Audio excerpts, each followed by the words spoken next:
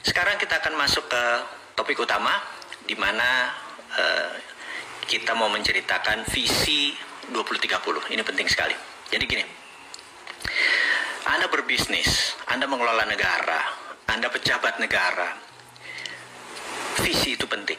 Jadi man without visi atau man without vision gitu ya, manusia tanpa visi itu Paris akan hilang gitu.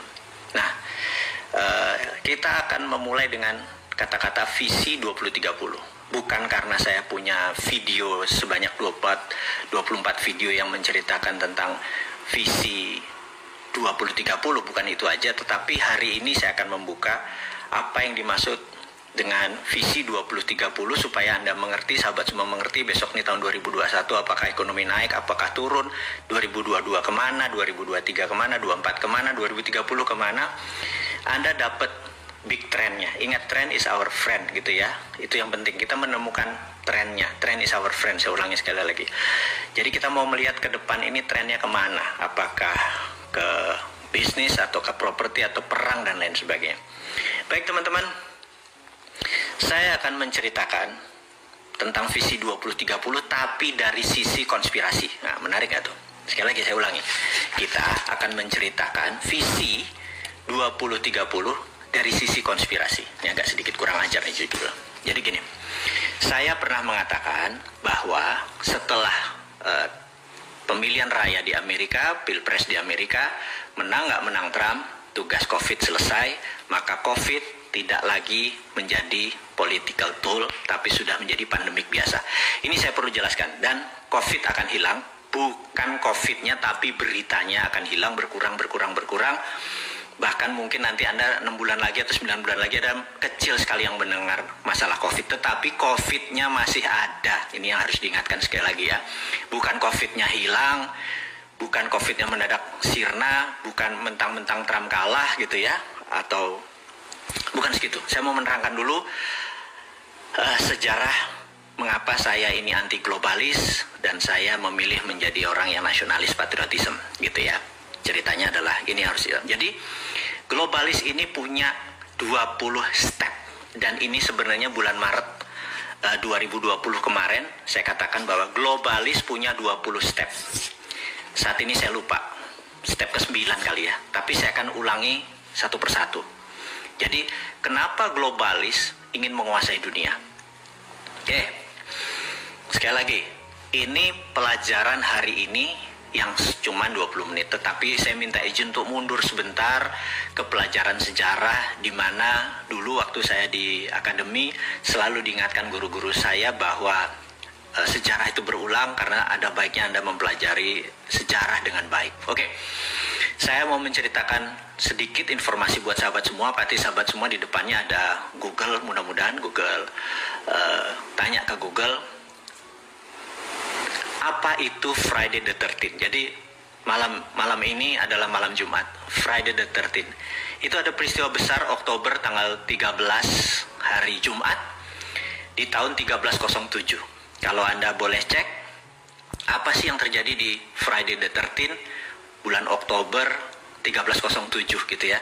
Dan itu disebut bahkan Friday the 13th itu atau Jumat ke-13 tanggal 13 itu dianggap menakutkan, menyeramkan dan lain sebagainya. Sebenarnya apa sih yang terjadi gitu ya? Anda boleh lihat sekarang di Google apa yang terjadi. Jadi sejarah ringkasnya adalah disitulah terbantainya Knight Templar atau Kesatria Templar, pasukan perang salib, dibantai habis oleh pemimpin atau raja Prancis. Oke, sebentar, saya sabar dulu, mundur dulu ya teman-teman ya, mundur dulu, sabar, mundur dulu. Kita mundur dalam sejarah Islam, kita kenal ada perang Sabil. Kemudian dari sisi Nasrani ada perang salib, itu tempatnya sama, perangnya sama, dan orang-orangnya sama juga. Jadi di sisi Islam ada El-Cid, ada Al-Ayyubi ya, Salahuddin Al-Ayyubi, dan dari sisi Nasrani ada pasukan dari Knight Templar ini ada 200 Kesatria Templar ini kebanyakan adalah orang Perancis. Nah, kita mundur lagi sekali lagi, bahwa dulu Yerusalem adalah wilayah yang dikuasai oleh Kristen gitu ya, bukan Yahudi bahkan. Mereka berparu-paru dengan Yahudi, dengan Islam sebagai pilgrim atau peziarah, juga peziarah Kristen. Nah, pada saat mereka berziarah itu sering dalam perjalanan Eropa ke Yerusalem sering terjadi perampokan dan lain sebagainya. Sehingga Knight Templar ini di awal-awalnya adalah melindungi para pilgrim tersebut untuk sampai dengan selamat ke Yerusalem dan kembali lagi ke negara masing-masing. Nah, singkat cerita, harta-harta mereka ini ternyata oleh Knight Templar daripada dibawa dan beresiko, akhirnya disinilah tercipta yang namanya giro billiet atau cek pertama kali ada di dunia. Jadi kalau mereka bawa uang, misalnya kita kasih contoh pakai mata uang sekarang 1 juta rupiah gitu ya, cukup di kertas itu 1 juta, nanti ketemu Knight Templar penguasa di Yerusalem 1 juta itu dicairkan gitu ya. Ini adalah transaksi keuangan awal-awal dulu gitu ya, dan pemegangnya, pengontrolnya adalah Knight Templar. Nah, ada 200 kesatria dan kebanyakan adalah orang Perancis. Jadi mereka adalah jago-jago perang. Di zamannya perang salib dan perang Sabil itu hampir gak ada yang mati dari Templar. Memang jago sekali mereka bertempur atau berperang. Nah, singkat cerita, kaum muslim menang dan menguasai Yerusalem. Itu ya, kita lompat dulu sebentar. Nah, kejayaan Templar ini dengan kekayaan yang demikian banyak karena dia mengontrol uang, dia juga dapat perpuluhan dari para pelindung-pelindung perjalanan tadi, sangat kaya, bahkan 200 castle kerajaan mereka ini, mereka kesatria tapi tinggal di castle yang sangat banyak hartanya tadi. Suatu hari di Perancis, kerajaan Perancis saya lupa 13 atau 12 ya, Louis itu berapa, itu Paulus, nah sekali lagi Templar ini mungkin bisa dikatakan dikhianati oleh pausnya dia. Paus melihat bahwa hartanya Templar ini boleh diambil lagi sama Vatikan atau sama Paus, di mana dia minta dukungan dari raja. Sekali lagi, sementara Raja Perancis juga memerlukan harta yang banyak dan sangat iri dengan kesuksesannya kaum Templar ini, dan mereka membuat mereka membuat strategi, membuat skenario akan menyerang atau menangkap atau membunuh para kesatria Templar ini. Dan peristiwa itu terjadi adalah pada tanggal 13 hari Jumat Oktober 1307. 40% Templar mati, habis semua mereka. To our surprise, alias yang mengejutkan adalah tidak ada 1 sen pun atau tercecer atau emas atau barang-barang berharga yang mereka bisa ambil dari castle atau istana-istana para Templar tersebut. Dan ini sangat mengejutkan. Ternyata mereka berhasil menghilangkan atau membawa lari ataupun bagaimana, dan benda itu nilainya luar biasa besar. Oke, kita lompat ceritanya. Cerita Templar selesai. Templar tahu-tahu tidak ada di permukaan. Dan di abad itu adalah abad 14 ya, 13 sekian. Di abad 15 ada yang menarik. Teman-teman boleh cek. Semua penemuan-penemuan besar itu ada ongkosnya. Galileo Galilei, Copernicus, Gutenberg menciptakan mesin printing. Saya lupa apa yang tercipta, mungkin Darwin, Newton dengan Principia of Mathematicanya gitu ya. Pada saat 14 sekian dan 15 sekian, mendadak Eropa menjadi dunia baru, pinter semua dan teknologi maju dengan cepat. Padahal teknologi dan kemajuan teknologi dan peradaban itu memerlukan biaya mahal. Nah, maka sejarawan sekali lagi menduga bahwa harta-harta Templar tadi yang di permukaan jadi shadow, menjadi pembiaya semua penemuan-penemuan teknologi. Kemudian seperti bank pertama kali diciptakan di Italia, printing money pertama kali diciptakan di beberapa negara Eropa, masih belum berupa negara Eropa tapi kerajaan. Bahkan bank tertua di dunia di Italia sampai saat ini udah 500 tahun pun masih hidup, masih ada, masih jalan. Yang kita mau mengingatkan adalah menduga bahwa tadinya Templar dengan kekayaan di permukaan, mereka main shadow. Oke, kita lanjutkan shadow ini ya. Dan shadow ini mulai banyak, makanya saya pernah menceritakan tentang the winners get all. Jadi mereka mengontrol vena, mereka mengontrol bukan uangnya tapi jalur distribusi keuangan tersebut yang mereka kontrol. Nah, Kita tahu di abad 20, 1910, ya kita lompat lagi, langsung kita lompat lagi. 1910, waktu itu mata uang dunianya ada dua yang besar, yaitu pound sterling dan Swiss franc. Harus diingat, dan nomor satu tetap pound sterling. Pound sterling menguasai 80% transaksi di dunia. Di awal-awal abad 20, tentunya abad 19, dia lebih berkuasa. Jadi teman-teman harus mengingat, bukan dolar atau belum dolar. Nah, di 1910 ada sebuah rapat yang sangat fenomenal. Jadi kalau di 1989, kita lompat sebentar ke Tiongkok, China. Di situ ada The Secret Meeting That Changed China tahun 89. Nah, tahun 1910 ini ada The Secret Meeting That Changed Dollar, ya dolar gitu ya. Jadi ada sebuah meeting besar di Jacqueline Island. Jadi teman-teman boleh cek Jacqueline Island 1910 gitu ya. Apa yang terjadi? Jacqueline Island 1910. Nah, di situ akan Anda lihat bahwa ada rapat yang luar biasa antara Partai Republik seperti sekarang ini lagi rapat dengan Partai Demokrat yang diinisiasi oleh keluarga Rothschild. Sekali lagi ya, kita akan masuk sebuah nama nih, keluarga Rothschild. Oke. Kemudian apa inisiasinya? Inisiasinya adalah meminta currency dunia adalah dolar gitu ya. Nah, sementara pada saat itu Demokrat sangat cenderung miring ke Inggris atau ke Britania, dan mereka sangat tidak setuju dengan mata uang menggunakan dolar. Mereka walaupun dolar adalah dolar Amerika, tapi mereka merasa nggak akan bisa dolar mengontrol 80% transaksi dunia. Sama seperti apa yang dilakukan yuan pada saat ini dengan 1,7% dari nilai transaksi dunia. Kita tahu 70-80% adalah menggunakan dolar. Toto yuan menyatakan dirinya akan challenge Amerika. Jadi sama persis seperti apa yang dimaui Rothschild, yaitu walaupun pound sterling dan Swiss franc juga dikuasai Rothschild, tapi dia ke depan melihat bahwa dolar is the future, dolar is the sunrise. Nah, kemudian ditolak, tinggal ditolak oleh Partai Demokrat karena waktu itu Partai Demokrat lebih dominan. Dan oke, Anda boleh cek di Wikipedia sekarang. Separuh dari Partai Demokrat, kongresmen dari Partai Demokrat dan senator dari Partai Demokrat itu ada di kapal Titanic. Dan kita tahu kapal Titanic siapa yang membiayai, dan kemungkinan besar kapal itu ditenggelamkan. Dan kita semua tahu begitu rapat kembali untuk menyatakan dolar adalah akan menjadi world currency, Partai Demokrat hanya separuh dan Kongres menandatangani semua. Akhirnya the winner is Rothschild gitu ya. Nah, Anda kalau saya ngomongnya ngawur, Anda cek di Wikipedia. Dan kalau di Wikipedia di situ ada Jacqueline Island, ada 1910, ada Rothschild yang membiayai Titanic, ada separuh Partai Demokrat anggotanya mati di kapal Titanic. Semua ada di Wikipedia. Bukan ngarang saya ini. Saya cuma teman-teman yang muda-muda yang belum ingat, ya saya ingatkan aja. Ini pelajaran-pelajaran dasar. Mungkin saya ada miss waktu atau miss jumlah, tapi kita semua get the point lah maksudnya. Oke.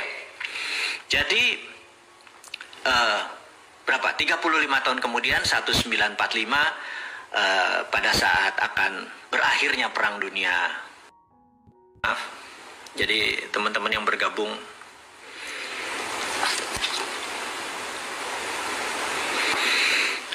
Joe Biden sabotase. Slow aja bos man. Oke, thank you. Kita slow aja. Oke, udah 4.300. Oke.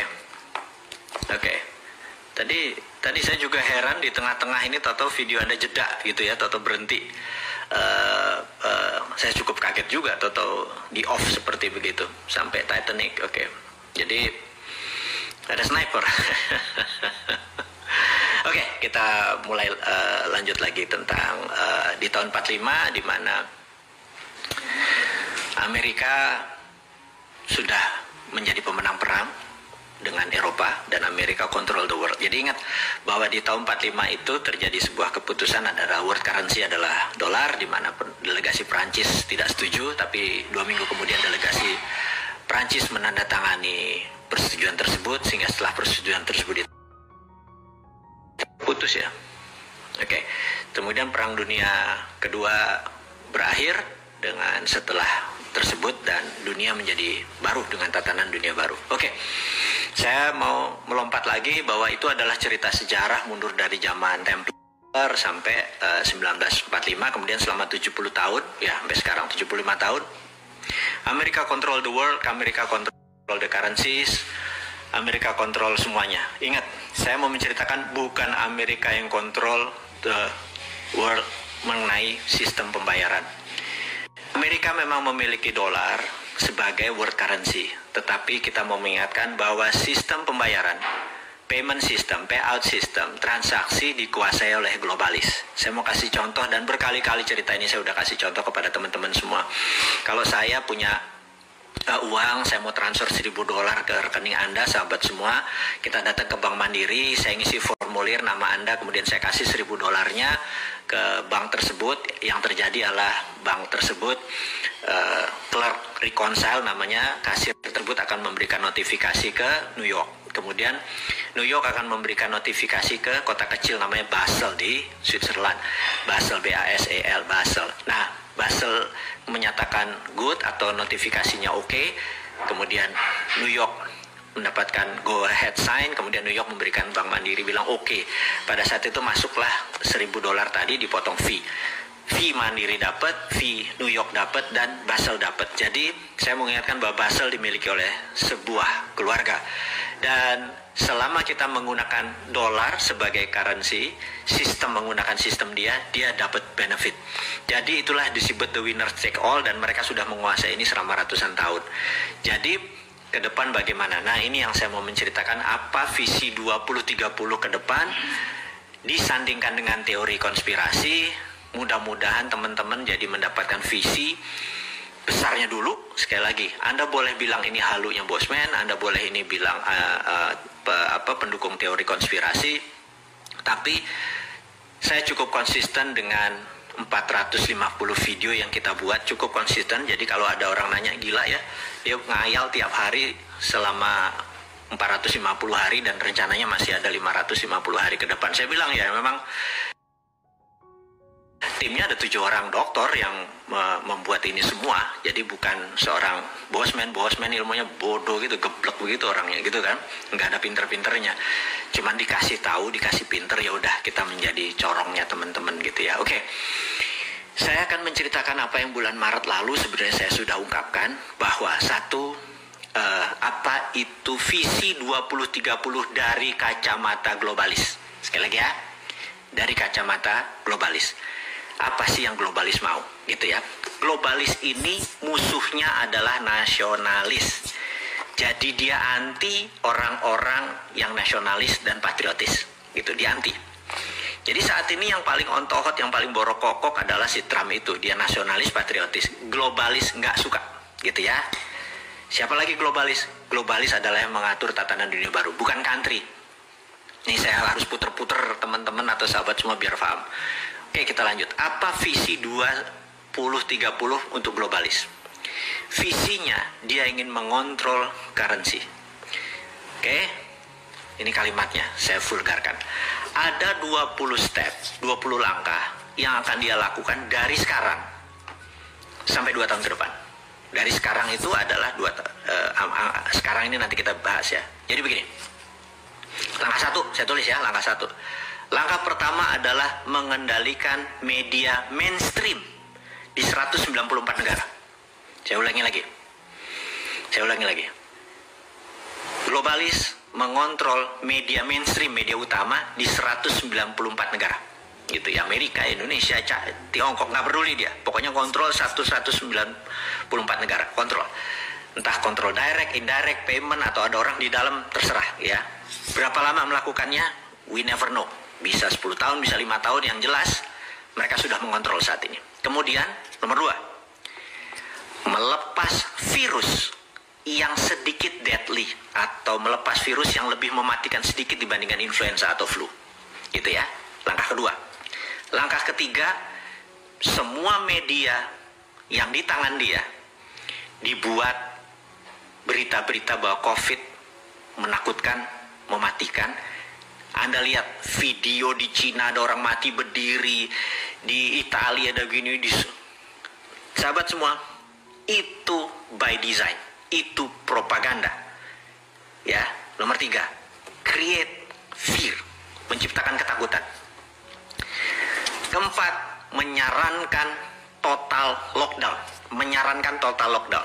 Nah, tujuannya apa? Tujuannya dia ingin memukul ekonomi hingga separuh dari transaksi di dunia saat itu, gitu ya. Kemudian dia ingin 50% populasi dari tenaga kerja menjadi unemployed, tidak bekerja. Oke? Dan ini dipukul bergantian dengan total lockdown di beberapa negara, gitu ya. Nomor 5, dia menyebarkan PCR yang sangat sensitif. Ini harus diingat lagi nih ya. Menyebarkan PCR yang sangat sensitif. Dengan kesensitifan yang sangat sensitif tersebut sehingga di mana-mana COVID ini menyebar seakan-akan sangat cepat, gitu ya. Oke. Saya lanjutkan lagi. Dan ini terus dipukul sampai November kemarin, yaitu karena tujuannya adalah political tool untuk memukul Trump. Jadi Trump menang atau Trump kalah, tugas COVID dalam political tool sudah selesai. Tapi tugas COVID sebagai pandemic, sebagai economic tool, sebagai biological tool, pandemic tool masih belum selesai. Sekali lagi, political tool sudah selesai. Nah, karena political tool sudah selesai, maka tugas COVID sudah berbeda nih ya, sekali lagi. Dan apa ini yang harus diingat? Maka tadi nomor 4 apa ya? Nomor 1, 2, 3. Ini saya skip ya. Oke. Setelah banyak lockdown, banyak pengangguran segala macam. Nah, ini yang paling penting. Akan diterbitkan placebo vaksin. Ini kurang ajar nih. Placebo vaksin ini tingkat penyembuhannya mungkin hanya setengah orang yang punya antibodi. Jadi gini, orang yang katakanlah dia OTG tanpa gejala, kemudian dia sembuh, tubuhnya sudah ada antibodi. Tapi mereka yang kena lebih severe, lebih parah, misalnya sampai dirawat, sampai perlu plasma atau sampai memerlukan itu, sembuh, maka antibodi dia lebih tinggi daripada yang OTG tadi. Nah, vaksin yang nanti yang kita sebut placebo vaksin ini bahkan tidak sampai setengah dari orang yang punya antibodi itu. Jadi rendah sekali, gitu ya, rendah sekali. Kita sampai tahap ini nih, yang saya mau bicarakan. Lalu nanti, sekali lagi, ini belum terjadi. Ada 20, ini nomor 8. Saya ada beberapa yang saya skip sengaja ya, biar teman-teman terus intens dengan saya, intens dengan teman-teman di sosial media. Jadi ini nomor 8. Nomor 9. Nomor 8 itu apa tadi? Diterbitkan vaksin placebo. Ingat kenapa vaksin placebo? 40 tahun AIDS itu beredar di dunia, belum ada vaksinnya. Ya, sekarang kita mau nanya kenapa nih 1 tahun mendadak ada vaksinnya gitu ya. Oke, kita sekedar skip, hanya pertanyaan kritis aja. Nanti setelah vaksin placebo ini diterbitkan, ini sekali lagi saya baca dari data apa yang dimaukan oleh para globalis. Yang nggak percaya teori konspirasi, anggap ini dongeng gitu aja ya. Setelah ini akan disebar PCR yang low sensitivity. Jadi ingat ya, tadi disebar PCR yang high sensitif, sangat sensitif. Jadi semua orang akan jadi kena. Ini sekarang dibalik. Dia akan memberikan yang low sensitivity sehingga seakan-akan vaksinnya efektif. Nah, ini sadis yang ngomongnya ya. Saya minta. Jadi dengan ada PCR yang nanti disebar ada low sensitivity, kesannya vaksin efektif. Oke. Ini apa efeknya? Efeknya manusia di seluruh dunia merasa vaksin, merasa sekali lagi, dan COVID terkalahkan. Di sini berita akan terus turun hilang. Tapi sekali lagi saya mau nanging gitu kalau Jawanya. Tapi COVID masih ada, dan COVID masih satu level deadly atau mematikan daripada flu, gitu ya. Jadi nanti Anda bisa bayangkan, kok kayaknya udah sembuh tapi bos ini mendadak 4 hari isolasi mandiri, 21 hari isolasi mandiri, terus bergilir. Jadi tahun 2021 apa yang terjadi? Jangan harap Anda akan merasa bahwa ini udah take off. Anda di trap.